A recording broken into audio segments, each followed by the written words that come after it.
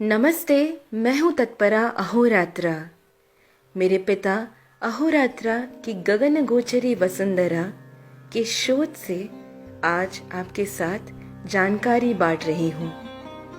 आधुनिक विज्ञान के वजह से हम आज मात्र अपनी उंगलियों पर ही धरती का दृश्य देख सकते हैं। गूगल अर्थ को नमन करते हुए हम आगे बढ़ते हैं। दिखाई देने वाला दृश्य है हमारा भूमंडल ग्रिड के साथ। हमारे पूर्वजों ने भूमंडल में मौजूद उत्तर ध्रुव को सोम ध्रुव और दक्षिण ध्रुव को यम ध्रुव का नाम दिया। यही है हमारा यमलोक और यही है हमारा स्वर्गलोक। हम इन सुख और दुख के बीच घड़ी के पेंडुलम की तरह झूल रहे हैं। इन सुख और दुख से मुक्त होने को ही हम मुक्ति कहते हैं। हमें हमारे पूर्वजों का एस्ट्रोनॉमी यानी खगोल विज्ञान पता चलेगा। गुजरात के नीचे के हिस्से को उल्टा देखने पर यह गरुड़ आकृति में नजर आता है। आइए देखते हैं कैसे। यही है गुजरात। गरुड़ का मुख पे नजर आ रहा आंख ही है हमारा जूनागढ़। गरुड़ के मुख से जुड़ा हुआ भारत के कन्याकुमारी तक का हिस्सा है इस गरुड़ का पंख। दूसरा पंख अफगानिस्तान से यूएई तक फैला हुआ है। इस गरुड़ के पूंछ के हिस्से में Assam, Myanmar, Bangkok, Hong Kong, Indonesia ये सब आता है। इतना बड़ा गरुड़ ही है श्री विष्णु का वाहन। गरुड़ के आँख में बसे हुए भवनाथ क्षेत्र में सबसे ज्यादा लोग शिवरात्रि मनाने के लिए इकट्ठा होते हैं। कहते हैं कि यह क्षेत्र भगवान कृष्ण ने माया के माध्यम से निर्माण किया था। निर्माण करते समय श्री कृष्ण उनके अत्यंत प्रिय मोर के पंख के आकृति में बनाने को कहते हैं। आप देख सकते हैं मोर के पंख के आकृति का जूनागढ़। गरुड़ के सर पे जहाँ ब्रह्मरंध्र सहस्रार चक्र होता है वहाँ पर हमारा अति सुंदर सोमनाथ देवस्थान है। इसे वल्लभ भाई पटेल जी ने जीर्णोद्धार करके कलश स्थापना किया था।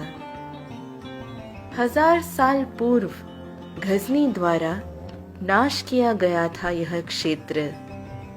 17 बार लूटे जाने पर भी ऐश्वर्यवान रहा सोमनाथ देवस्थान। इस देवस्थान में एक अद्भुत खगोल विज्ञान है। यहाँ पर एक बाण स्तंभ है। बाण स्तंभ में एक बाण की आकृति है जो दक्षिण ध्रुव की तरफ मुड़कर दक्षिण ध्रुव की ओर इशारा कर रही है और इसीलिए इसे बाण स्तंभ का नाम दिया गया है। इसकी विशेषता ये है कि इसका एरो जो दक्षिण की ओर मुड़ा है उसका अर्थ है कि दक्षिण की ओर से उत्तर की ओर आने पर जो सबसे पहला तीर्थ क्षेत्र मिला वही बना सोमनाथ देवस्थान। आइए दक्षिण की ओर बढ़ते हैं। आप स्वयं ये देखकर आश्चर्यचकित हो जाओगे कि इस रेखा मार्ग में एक द्वीप भी रास्ते में नहीं आता है और ये सीधा दक्षिण ध्रुव को छूता है। आज के ज़माने में जहाँ हमें हमारे बाजू के घर में क्या चल रहा है ये भी नहीं पता, लेकिन गूगल अर्थ की मदद से हम आज आसानी से इतनी दूर लगभग 24,000 किलोमीटर तक देख पा रहे हैं। यही हमारे पूर्वजों के शक्ति का संकेत है। आर्यभट्टा और भास्कराचार्य जी कितने महाज्ञानी थे। इस वजह से ही हमारे सैटेलाइट्स को भी उनका ही नाम दिया गया है। हमारे पूर्वजों का मानना था कि मरने के पश्चात आत्मा पहले यमलोक जाता है, जहाँ निर्णय किया जाता है कि यदि वे स्वर्ग जाएंगे या नरक। इसीलिए हमारे पूर्वज मृत शरीर के सर को दक्षिण की ओर रखकर लेटाते थे। सोमनाथ को मिलना और सोमध्रुव को मिलना एक ही समान है। भूमि यानी गुड़ और समुद्र यानी नमक।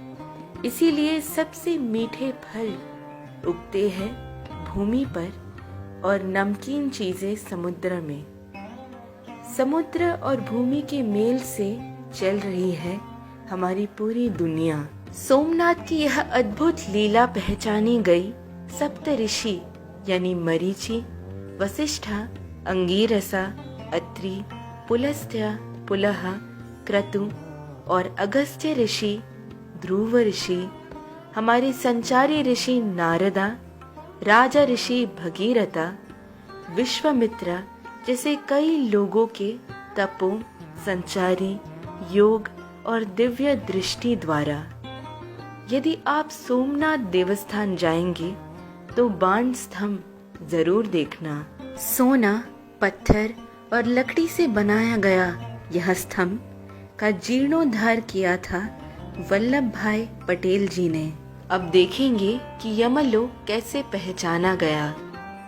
भगवान यमराज का वाहन है भैंसा और ये ठीक भगवान यम की मुख की आकृति का है।